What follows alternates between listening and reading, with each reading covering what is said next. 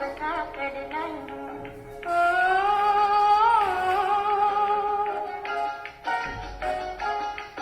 तकदीर जगा कर आई हूँ, तकदीर जगा कर आई हूँ, जगा कर आई हूँ। मैं एक नई दुनिया बता कर लाई हूँ, दुनिया बता कर लाई हूँ।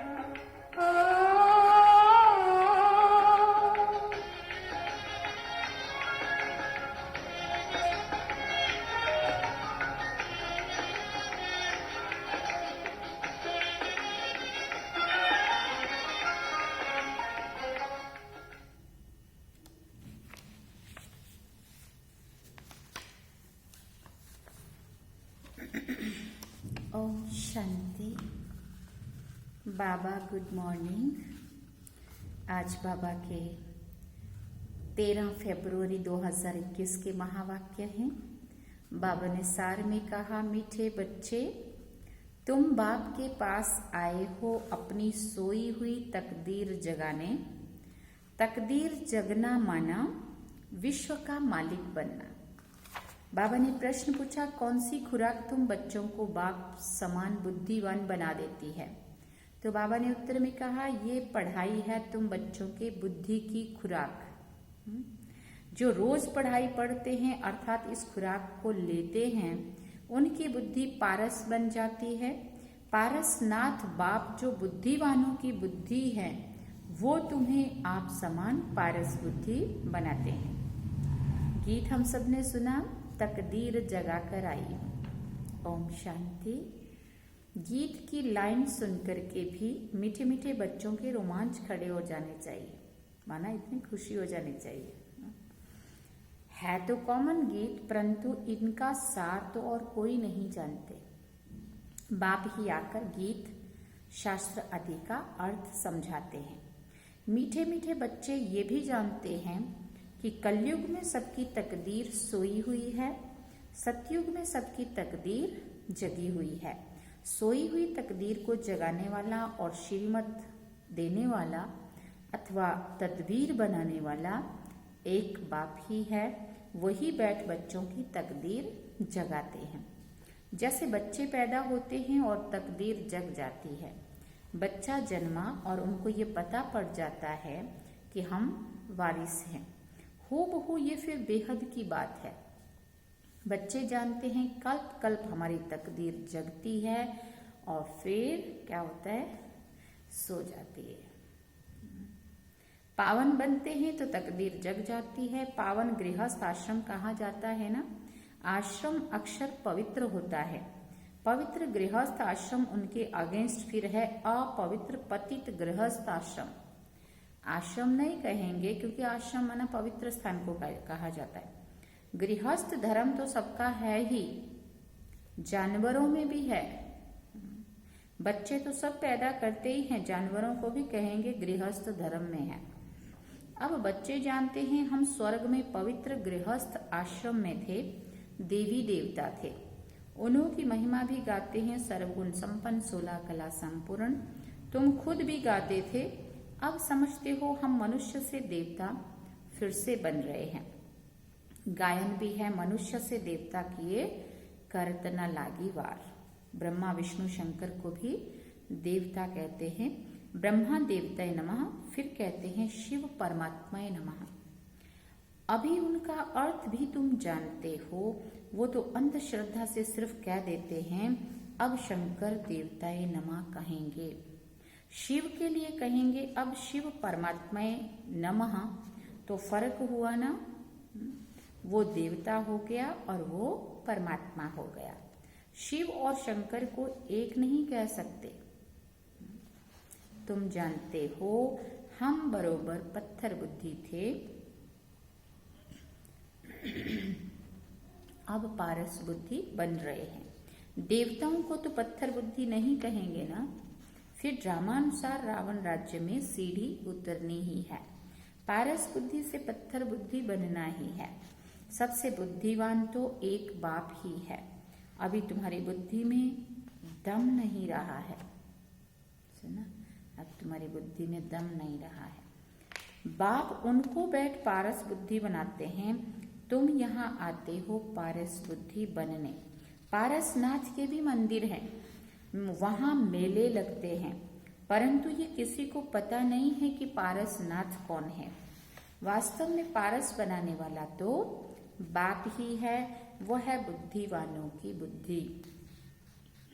ये ज्ञान है तुम बच्चों की बुद्धि के लिए खुराक।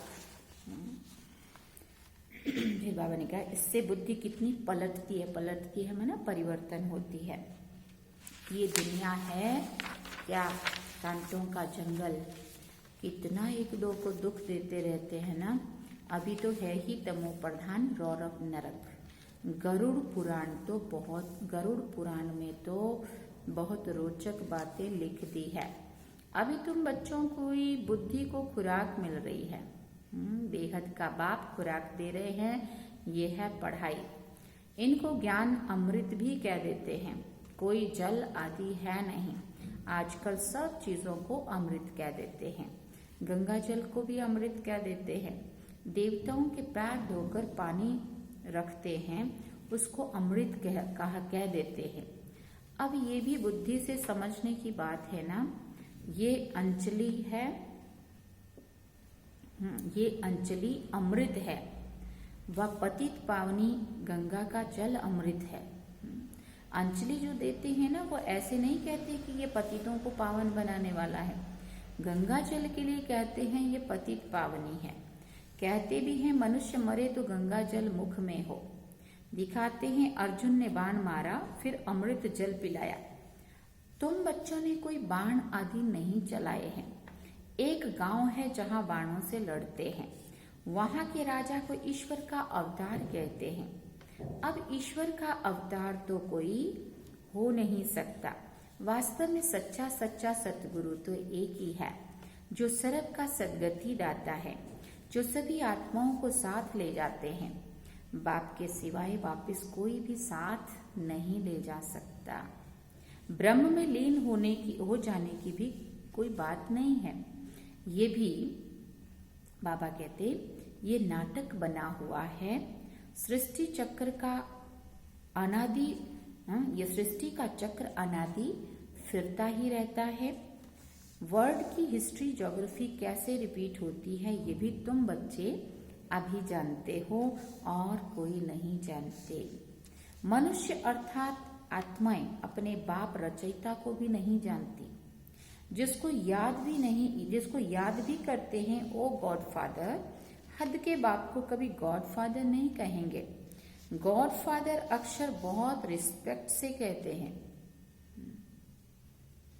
उनके लिए गाते हैं पतित पावन दुख हरता सुख करता है। एक तरफ कहते हैं दुख हरता सुख करता है, और जब कोई दुख देता है वह बच्चा आदि मर जाता है तो कह देते हैं ईश्वर ही सुख दुख देता है। ईश्वर ने हमारा बच्चा ले लिया, ये क्या किया।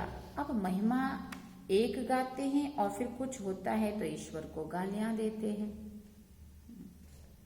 कहते भी हैं ईश्वर ने बच्चा दिया, फिर अगर उसने वापस ले लिया तो तुम क्यों रोते हो। उसकी चीज थी ना, उसने दिया तो उसने ले भी लिया। ईश्वर के पास गया ना, सतयुग में कभी कोई रोते नहीं है।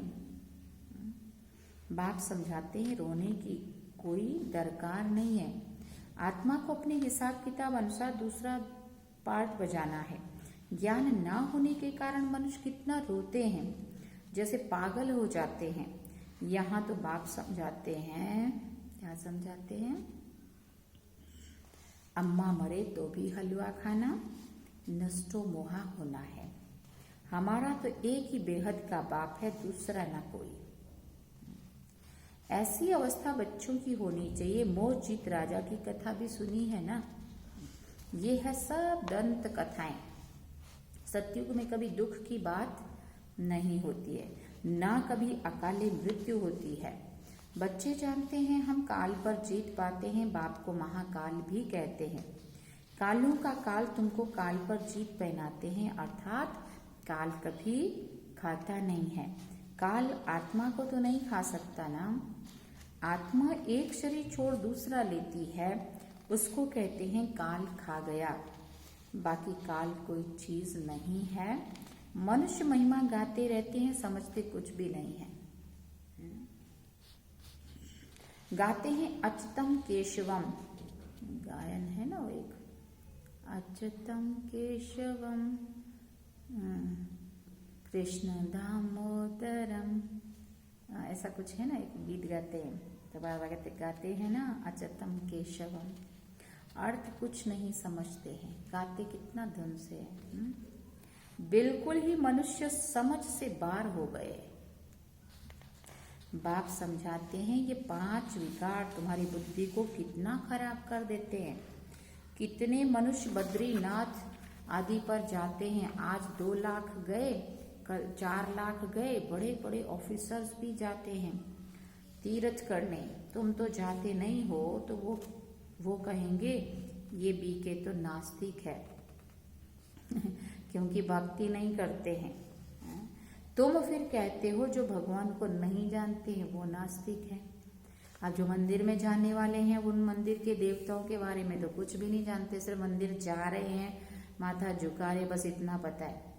और जो मंदिर नहीं जा रहे हैं और जिन्होंने भगवान का परिचय मिल गया है ना, तो वो भले मंदिर जा रहे हैं या नहीं भी जा रहे हैं, लेकिन भगवान के बारे में जानते तो है ना। तो वो कहेंगे वो नास्तिक है, वो कहेंगे ये नास्तिक है क्योंकि मंदिर में नहीं जाते। मंदिर में भले नहीं जाते लेकिन मंदिर में है जो जिनकी पूजा हो रही है उनके बारे में जानते हैं, उनका रिस्पेक्ट भी करते हैं, उनको अपना भी समझते हैं, है ना। इसलिए नास्तिक कौन हुए वास्तव में? जो भगवान को जानते हैं वो नास्तिक हुए, या मंदिर में सिर्फ झुकने वाले नास्तिक हुए? बाबा कहते वो फिर कहते हैं ये भगवान को नहीं जानते हैं। तुम कहेंगे भगवान को नहीं जानते इसलिए नास्तिक है, वो कहेंगे ये भक्ति नहीं करते इसलिए नास्तिक है। बाप को तो कोई नहीं जानते इसलिए इनको आर्फन की दुनिया कहा जाता है। कितना आपस में लड़ते झगड़ते रहते, सारी दुनिया बाबा का घर है ना। बाप सारी दुनिया के बच्चों को पतित से पावन बनाने आते हैं। आधा कल्प बरोबर पावन दुनिया थी ना। गाते भी है ना, राम राजा राम प्रजा राम साहूकार है, बसे नगरी जिए दाता धर्म का उपकार है, ऐसा बोलते हैं ना वो।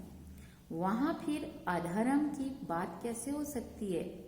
कहते भी हैं वहां शेर बकरी इकट्ठे जल पीते हैं। फिर वहां रावण आदि कहां से आए? समझते नहीं है। बाहर वाले तो ऐसे ही बातें सुनकर हंसते। बाबा कहते तुम बच्चे जानते हो, अभी ज्ञान का सागर बाप आकर हमें ज्ञान देते हैं। ये पतित दुनिया है ना, अब प्रेरणा से पतितों को पावन बनाएंगे क्या? बुलाते हैं हे पतित पावन आओ, आकर हमको पावन बनाओ। तो जरूर भारत में ही आया था। अब भी कहते हैं मैं ज्ञान का सागर आया हुआ हूँ।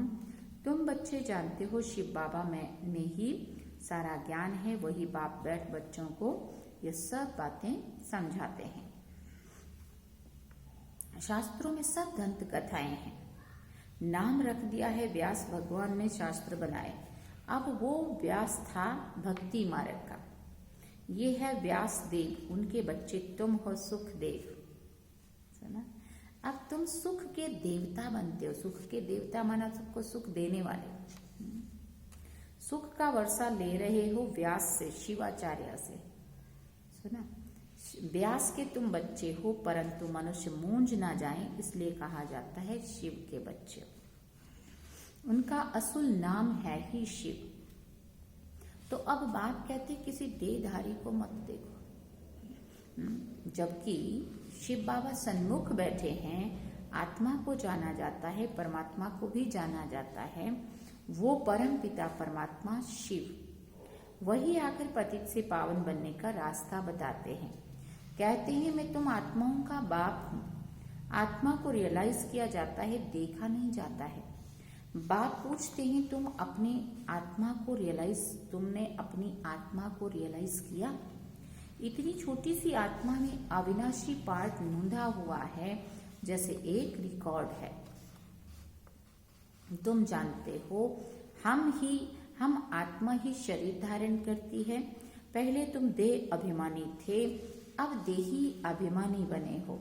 तुम जानते हो हम आत्मा 84 जन्म लेती है, उनका एंड नहीं होता है। कोई पूछते हैं ये ड्रामा कब से शुरू हुआ, परंतु ये तो अनादि है, कभी विनाश नहीं होता। इनको कहा जाता है बना बनाया अविनाशी वर्ड ड्रामा।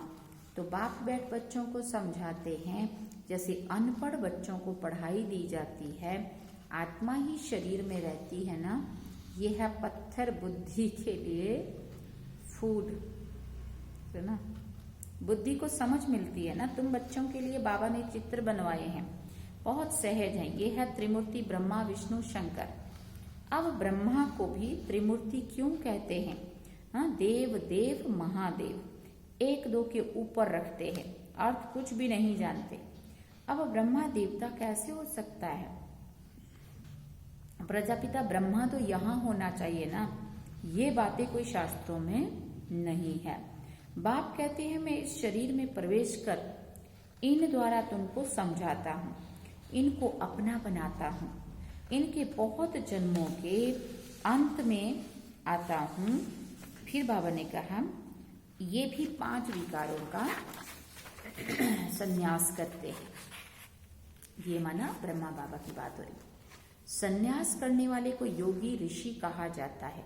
अभी तुम राज ऋषि बने हो। 5 विकारों का संन्यास तुमने किया है तो नाम बदलता है, तुम तो राजयोगी बनते हो, तुम प्रतिज्ञा करते हो। वो सन्यासी लोग तो घर बार छोड़कर चले जाते हैं, यहाँ तो स्त्री पुरुष इकट्ठे रहते हैं, प्रतिज्ञा करते हैं हम विकार में कभी नहीं जाएंगे। मूल बात है ही विकार की। तुम बच्चे जानते हो शिव बाबा रचयिता है, वो नई रचना रचते हैं। वो बीज रूप सत्य चित्त आनंद का सागर है, ज्ञान का सागर है। स्थापना विनाश पालना कैसे करते हैं ये बाप जानते हैं, मनुष्य नहीं जानते। फट से कह देते हैं तुम बीके तो दुनिया का विनाश करेंगी। अच्छा, तुम्हारे मुख में गुलाब जामुन, कहते हैं ये तो विनाश के लिए निमित्त बनी है। ना शास्त्रों को, न भक्ति को, न गुरुओं को मानती हैं, सिर्फ अपने दादा को मानती हैं। लेकिन बाप तो खुद कहते हैं ये पतित शरीर है। शिव बाबा खुद कहते ये पतित शरीर है। शिव बाबा ने कहा मैंने इनमें प्रवेश किया है। पतित दुनिया में तो कोई पावन होता नहीं है।